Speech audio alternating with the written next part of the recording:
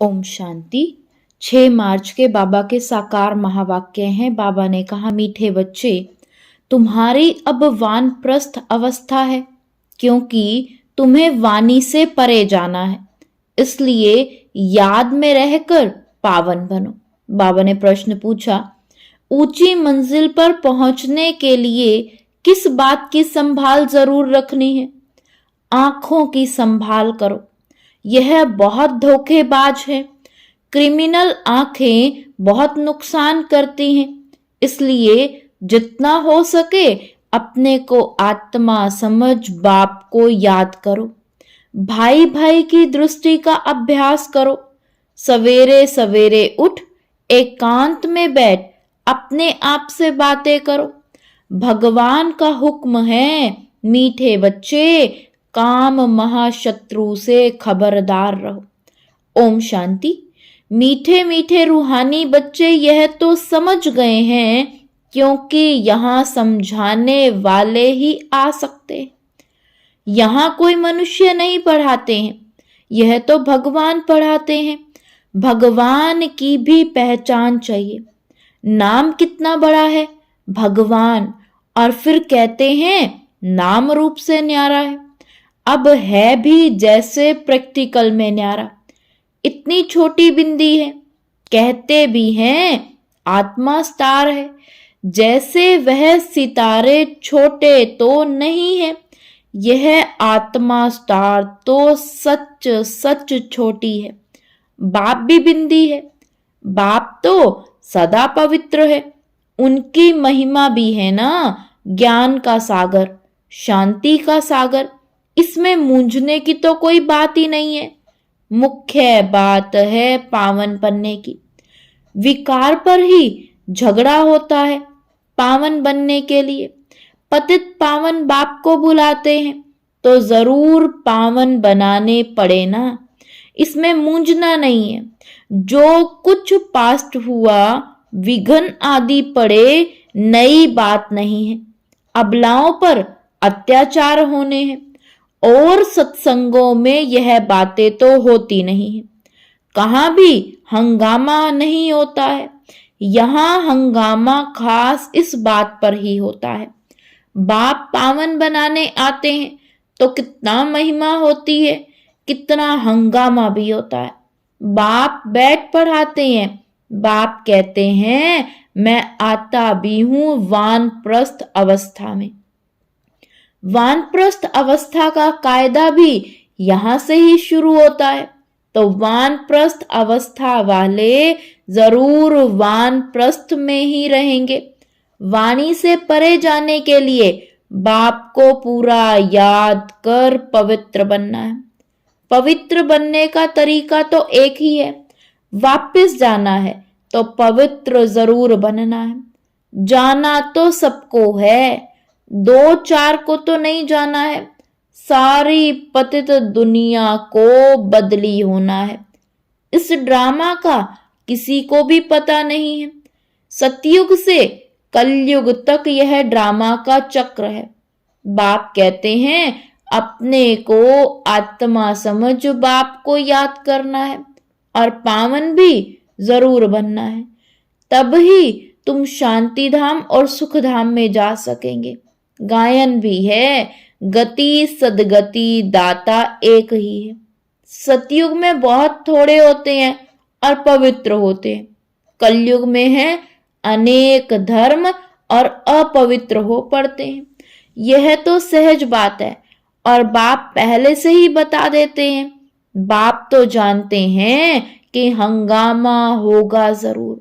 ना जाने तो युक्तियां क्यों रचे कि चिट्ठी ले आओ कि हमको ज्ञान अमृत पीना है, पीने जाना है। जानते हैं यह झगड़ा होने की भी ड्रामा में नूंद है।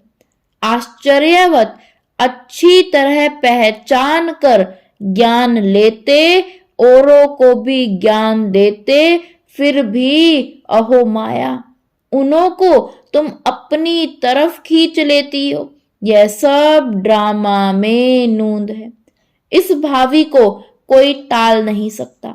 मनुष्य सिर्फ अक्षर कह देते हैं, परंतु अर्थ नहीं समझते। बच्चे, यह बहुत अच्छी और ऊंची पढ़ाई है। आंखें ऐसी धोखेबाज हैं, बात मत पूछो। तमो प्रधान दुनिया है। कॉलेजों में भी बहुत खराब और पढ़ते हैं। विलायत की तो बात ही मत पूछो। सतयुग में ऐसी बातें होती नहीं है। वो लोग कह देते सतयुग को लाखों वर्ष हो गए हैं। बाप कहते हैं कल तुमको राज्य भाग्य देकर के गए थे, सब कुछ गवा दिया है। लौकिक में भी बाप कहते हैं इतनी तुमको मलकियत दी, सब गवा दी। ऐसे भी बच्चे निकल पड़ते हैं जो धक्क से मलकियत को उड़ा देते हैं। बेहद का बाप भी कहते हैं मैं तुमको कितना धन दे करके गया, कितना तुमको लायक विश्व का मालिक बनाया, अब ड्रामा अनुसार तुम्हारा क्या हाल हो गया है। तुम वही मेरे बच्चे हो ना, कितने तुम धनवान थे। यह है बेहद की बात जो तुम समझाते हो। एक कहानी है, रोज कहता था शेर आया शेर आया, परंतु शेर आता नहीं था। एक दिन सच सच शेर आ गया। तुम भी कहते हो मौत आया कि मौत आया, तो कहते रहते हैं, यह रोज कहते हैं, विनाश तो होता नहीं है। अब तुम जानते हो एक दिन विनाश होना जरूर है। उनकी फिर कहानी बना दी है। बेहद का बाप कहते हैं उन्हों का दोष नहीं है, कल्प पहले भी हुआ था, 5000 वर्ष की बात है। बाबा ने तो बहुत बार बोला है। यह भी तुम लिखते रहते हो कि 5000 वर्ष पहले भी हूबहू ऐसा ही म्यूजियम खोला था, भारत में देवी देवता धर्म की स्थापना करने। एकदम क्लियर लिखो तो आकर के समझे। बाबा आया हुआ है। बाप का वर्षा है ही स्वर्ग की बादशाही।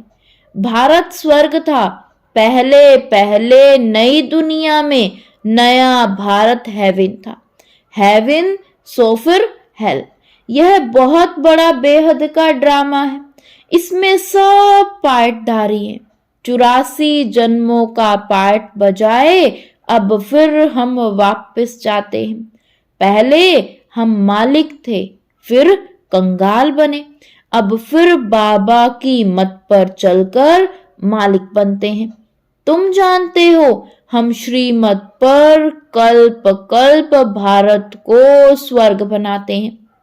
पावन भी जरूर बनना है।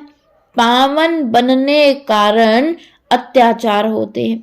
बाबा बच्चों को समझाते तो बहुत है, फिर बाहर जाने से बेसमझ बन पड़ते हैं। आश्चर्यवत सुनंती कथंती ज्ञान देवंती ओहो मम माया, वैसे का वैसा बन जाते हैं और ही बदतर। काम विकार में फंसे और गिरे। शिव बाबा इस भारत को शिवालय बनाते हैं, तो बच्चों को भी पुरुषार्थ करना चाहिए। यह बेहद का बाबा बहुत मीठा है। अगर सबको पता पड़ जाए तो ढेर के ढेर आ जाए, पढ़ाई चल ना सके। पढ़ाई में तो एकांत चाहिए। सुबह को कितनी शांति रहती है। हम अपने को आत्मा समझ बाप को याद करते हैं। याद के सिवाय विकर्म विनाश कैसे होंगे, यही फुरना लगा हुआ है। अब पतित कंगाल बन पड़े हैं, फिर पावन सिरताज कैसे बने। बाप तो बिल्कुल सहज बात समझाते हैं। हंगामा तो होगा, डरने की बात नहीं। बाप तो बिल्कुल साधारण है, ड्रेस आदि सब वही है, कुछ भी फर्क नहीं। सन्यासी तो फिर भी घर बार छोड़ गेरुए कफनी पहन लेते हैं। इनकी तो वही पहरवाइस है। सिर्फ बाप ने प्रवेश किया और कोई फर्क नहीं। जैसे बाप बच्चों को प्यार से संभालते, पालन पोषण करते वैसे यह भी करते हैं। कोई अहंकार की बात नहीं, बिल्कुल साधारण चलते। बाकी रहने के लिए मकान तो बनाना पड़े, वह भी साधारण। तुम्हें तो बेहद का बाप पढ़ाते हैं। बाप तो चुंबक है, कम है क्या? बच्चियां पवित्र बनती हैं तो बहुत सुख मिलता है। वह तो कह देते कोई शक्ति है, परंतु शक्ति किसको कहा जाता है वह भी समझते नहीं है।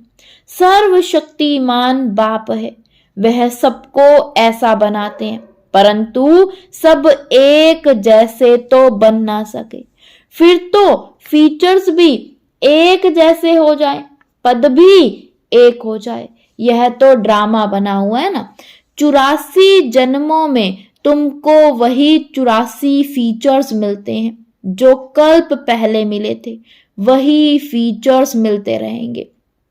इसमें फर्क तो हो नहीं सकता। कितनी समझने और धारण करने की बातें हैं। विनाश तो जरूर होना है। विश्व में शांति अभी तो हो नहीं सकती। आपस में लड़ते झगड़ते रहते हैं। मौत तो सिर पर खड़ा है। ड्रामा अनुसार एक आदि सनातन देवी देवता धर्म की स्थापना, बाकी धर्मों का विनाश होना है। ऑटोमेटिक बॉम्ब भी बनाते रहते हैं। नेचुरल कैलेमिटीज भी होंगी। बड़े बड़े पत्थर गिरेंगे जो सब मकान आदि टूट पड़ेंगे। कितना भी मजबूत मकान बनावें, फाउंडेशन पक्का बनावें, परंतु रहना तो कुछ भी नहीं है। वह समझते हैं अर्थक्वेक में भी गिर ना सके, परंतु कहते हैं कितना भी करो, 100 मंजिल बनाओ, परंतु विनाश तो होना है जरूर। यह कुछ भी रहेंगे नहीं। तुम बच्चे यहां आए हो स्वर्ग का वर्षा पाने। विलायत में देखो क्या लगा पड़ा है। इसको रावण का पंप कहा जाता है। माया कहती है हम भी कम नहीं। वहां तो तुम्हारे हीरे ज्वारातों के महल होते हैं, सोने की सब चीजें होंगी। वहां तो दूसरा तीसरा मंजिल बनाने की जरूरत नहीं है। जमीन पर भी खर्चा नहीं लगता, सब कुछ मौजूद रहता है। तो बच्चों को बहुत पुरुषार्थ करना चाहिए, सबको पैगाम देना है। अच्छे अच्छे पंडे बन बच्चे आते हैं रिफ्रेश होने के लिए। यह भी ड्रामा में नूंद है, फिर भी आएंगे। इतने सब आए हैं, पता नहीं इन सबको फिर देखूंगा व नहीं। यह सब ठहर सकेंगे व नहीं। आएंगे तो ढेर के ढेर, फिर आश्चर्यवत भागंती हो गए। लिखते हैं बाबा हम गिर गए, अरे की कमाई चट कर दी। फिर इतना उच्च चढ़ नहीं सकते। यह है बड़े ते बड़ी अवज्ञा। वो लोग ऑर्डिनेंस निकालते हैं, फलाने टाइम पर कोई भी बाहर ना निकले, नहीं तो शूट कर देंगे।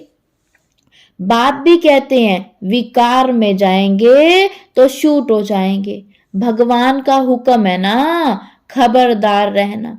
आजकल गैस आदि की ऐसी चीजें निकाली हैं जो मनुष्य बैठे बैठे फट से खल्लास हो जाए।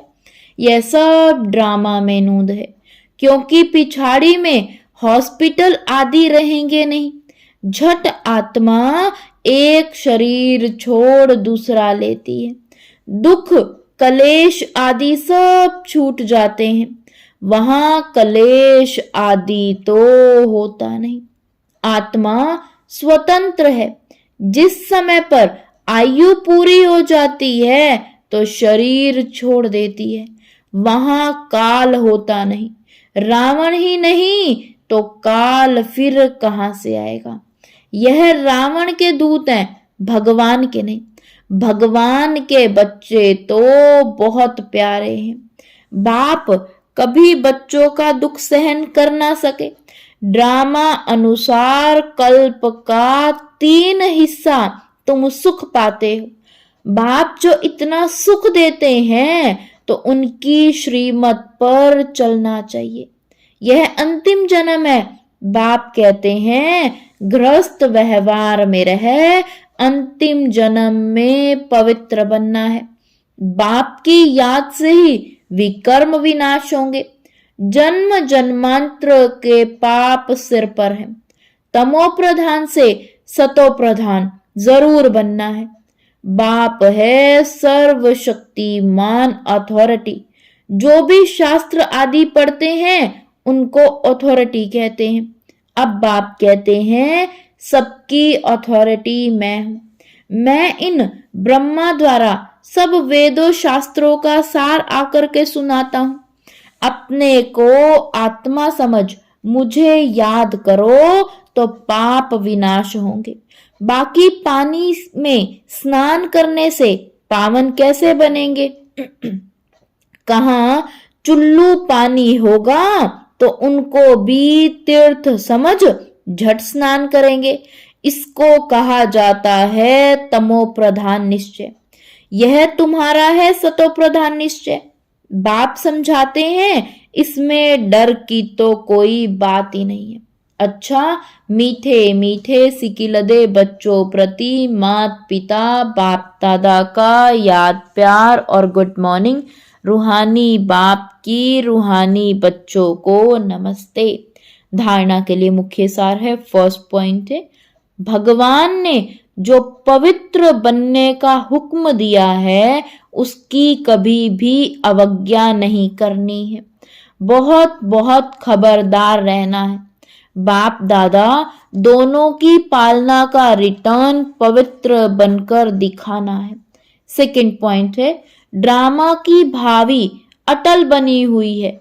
उसे जानकर सदा निश्चिंत रहना है। विनाश के पहले सबको बाप का पैगाम पहुंचाना है।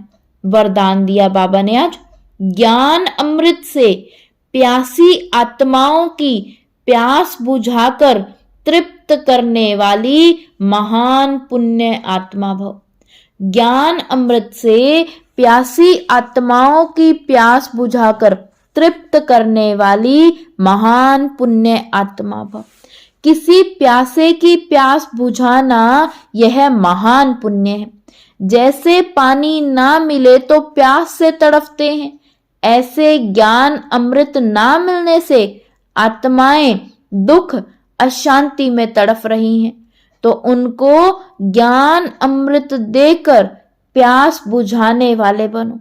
जैसे भोजन खाने के लिए फुर्सत निकालते हो क्योंकि आवश्यक है, ऐसे यह पुण्य का कार्य करना भी आवश्यक है।